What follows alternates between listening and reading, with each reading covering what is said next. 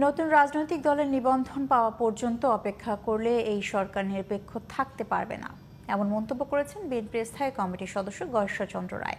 দুপুরে ময়মনসিংহের হালুয়াঘাটে বিএনপি আয়োজিত বিনামূল্যে চক্ষু চিকিৎসা ক্যাম্পের উদ্বোধনী অনুষ্ঠানে তিনি এমন মন্তব্য করেন। গয়েশ্বর বলেন, সংস্কার হবে নির্বাচনের জন্য, সংস্কারের জন্য নির্বাচন নয়। আওয়ামী লীগকে ভারতের নিকৃষ্ট পণ্য উল্লেখ করে তিনি বলেন, ভারত থেকে আসা সব পণ্য আসতে পারলেও আওয়ামী লীগ নেতারা আসতে পারবেন না। এ সময় ময়মনসিংহ মহানগর বিএনপির সিনিয়র যুগ্ম আহ্বায়ক আবু ওয়াহাব আকন্দ, জেলা উত্তর বিএনপি সদস্য সালমান ওমর রুবেল সহ দলটির অনেক নেতাকর্মী উপস্থিত ছিলেন।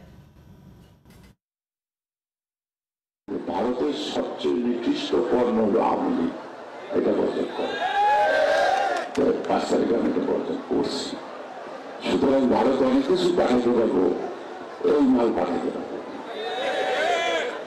সবাই পথে কাপড় পাঠাইতে পারবো, পাথর পাঠাইতে পারবো, কয়লা পাঠাইতে পারবো, অন্যান্য সবই পাঠাইতে পারবো, ভোটিং এসে এটি কিন্তু পাঠাইতে পারবো।